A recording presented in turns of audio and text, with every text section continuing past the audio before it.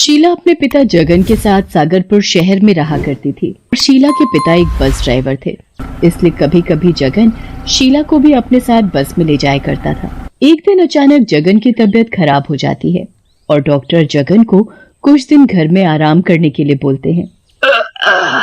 अरे बिटिया, ऐसे में कब तक घर में रहकर आराम करूंगा? अगर कुछ दिन और ड्राइवरी नहीं की तो घर चलना भी मुश्किल हो जाएगा।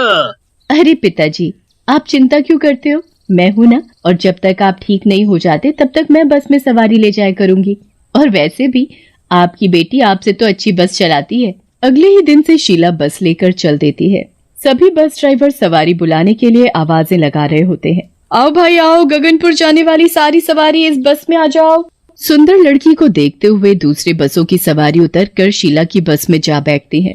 इस तरह अगले दिन भी शीला बस लेकर जाती है और शीला को देखते ही दूसरी बसों की सवारी उतरकर शीला की बस में जा बैठती है। अरे वाह, कल की तरह आज भी मेरी बस तो सवारियों से पूरी भर गई। लगता है आज भी मेरी बढ़िया कमाई होगी। जब से ये लड़की यहाँ आई है तब से तो मेरा पूरा धंधा ही चौपट हो गया है। पहले तो मेरी बस सवारी से पूरी चकाचक भरी रहती थी, पर जब से ये सुंदर लड़की शीला यहाँ आई है तब से मेरी बस की सवारी भी उतर कर इसकी बस में जा बैठती है। लगता है इस लड़की का कुछ करना पड़ेगा। तभी मदनलाल अपनी पॉकेट से मोबाइल फोन निकालता है और फोन पर किसी से बात करता है। कुछ ही देर में मदनलाल के पास जग्गा और बबलू नाम के दो आदमी वहाँ आते हैं। अरे भाई, तुम ही हो ना मदनलाल, जिसने हमें फोन करके यहाँ बुलाया है? हाँ, मैं ही हूँ जिसने तुम्हें फोन किया था। हाँ तो बोल भाई, क्या काम है? हाँ? वो जो सामने सुंदर सी लड़की दिख रही है ना, उसका नाम शीला है, उसी का कुछ करना है। तुम दोनों ऐसा कुछ करो कि ये बस चलना तो क्या, बस में बैठने से भी लोग डरने लगे। बस इतना सा काम? अरे ये तो मेरे बाएं हाथ का काम है। और भाई मदनलाल, इस काम के हम पूरे 20,000 रुपए लेंगे। 20 तो क्या, मैं तुम्हें पूरे 25,000 रुपए दूंगा। हाँ। फिर जग्गा और बबलू वहाँ से चले जाते हैं और शीला की बस में जाकर बैठ जाते हैं। कुछ देर में बस सवारी से पूरी भर जाती है और शीला बस लेकर चल देती है। बस कुछ ही दूर पहुँचती है कि जग्गा शीला को देखकर गाना गाने लगता है।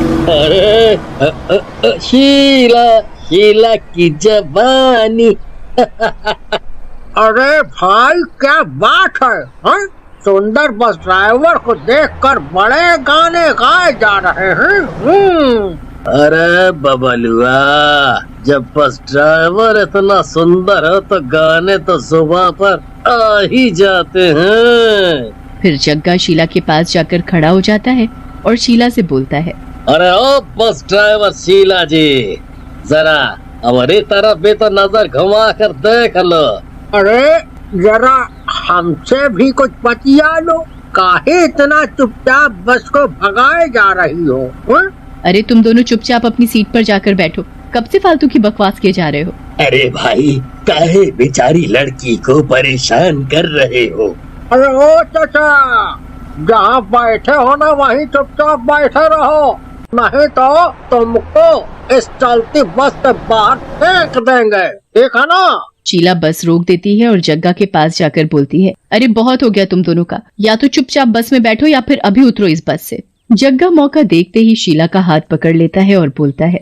अरे शीला रानी, क्यों इतना गुस्सा करती हो? जरा हमारे पास आकर तो बैठो। अरे कमबख्त, छोड़ मेरा हाथ। देख, ना तो हम इस बस से उतरेंगे और ना ही चुपचाप बैठेंगे, इसलिए तू जा और अपनी बस चला। आई बड़ी हमें बस से उतारने वाली। शीला अपनी सीट पर चली जाती है और बस चलने लगती है कि तभी जग्गा और बबलू फिर से शीला को परेशान करने लगते हैं। शीला को बहुत गुस्सा आता है और वो जोर से बस को चलाने लगती है, जिसकी वजह से बस एक पेड़ से टकरा जाती है और शीला की उसी समय मौत हो जाती है। बस में बैठे और कई लोगों को भी कुछ चोटें आती हैं। शीला को मरा देख जग्गा और बबलू वहाँ से भाग निकलते हैं और शाम को मदन लाल के पास जाते हैं और उससे बोलते हैं, अरे भाई मदन लाल, एक गड़बड़ हो गई भाई। अरे क्या हुआ भाई, मेरा काम पूरा हुआ कि नहीं? वो लड़की शीला, उसकी मौत हो गई। अरे कमबख्तों, ये क्या किया तुम दोनों ने? खैर छोड़ो, मर गई तो अच्छा ही है। शीला चुड़ैल बनकर वहाँ पास में खड़ी ये सारी बातें सुन रही होती है। अच्छा, तो ये सब इस मदन लाल का काम है, इसे तो मैं छोड़ूंगी नहीं। सुनो बे, चलो अब हमारे पैसे दो, वो भी पूरे 25,000। हाँ? अरे हाँ हाँ, दे दूंगा तुम्हारे पैसे। मैं क्या इतने पैसे अपनी जेब में डाल कर घूम रहा हूँ जो अभी निकाल कर दे दूं? कल सुबह आना और पैसे ले लेना, ठीक है? फिर वे सभी वहाँ से चले जाते हैं। अगले दिन सुबह सुबह जग्गा और बबलू बस स्टैंड जाते हैं और वहाँ मदन लाल से अपने पैसे मांगते हैं। मदन लाल, आज पैसे लाए हो कि नहीं, या तुम्हें भी पहुँचा दे शीला के पास? ऐसा बोलकर जग्गा और बबलू जोर जोर से हंसने लगते हैं। अरे भाई, लाया हूँ, पर अभी बस में सवारी तो बैठा लूं। एक काम करो, तुम दोनों भी बस में जाकर बैठो, मैं अभी आता हूँ। ठीक है, पर जरा जल्दी करना। तभी चुड़ैल एक सुंदर लड़की का रूप लेकर मदन लाल के पास जाती है। अरे भाई, मैंने सुना है कि आपको अपनी बस के लिए एक बस ड्राइवर की जरूरत है। सुंदर लड़की देखकर मदन लाल उसे मना नहीं कर पाता और उससे बोलता है, अरे ये सुंदरी अगर मेरी बस चलाएगी तो मेरे मजे ही आ जाएंगे। शीला की बस की तरह मेरी बस भी सवारी से चकाचक भर जाएगी, और मैं ही मैं। वाह वाह वाह। फिर चुड़ैल सुंदर लड़की के रूप में बस की ड्राइवर सीट पर जा बैठती है। कुछ देर में बस पूरी भर जाती है और आखिर में मदन लाल भी जग्गा और बबलू के साथ बस में जा बैठता है। जग्गा सुंदर लड़की को उस ड्राइवर के रूप में देखकर बोलता है, अरे वाह, क्या बात है मदन लाल, ये हसीना कहाँ से ले आया? सुबह से दिन हो जाती है। शीला बस को जंगल के अंदर ले जाती है। अरे ओ लड़की, ये बस कहाँ ले जा रही है? बस में बैठे और लोग भी बोलने लगते हैं। अरे भाई, ये बस तो सागरपुर जाने वाली थी ना, फिर ये लड़की बस को जंगल में कहाँ ले जा रही है? तभी शीला चुड़ैल के रूप में आ जाती है और जोर जोर से हंसने लगती है। चुड़ैल को देखकर सभी के होश उड़ जाते हैं और बस में बैठे सभी लोग थर थर कांपने लगते हैं।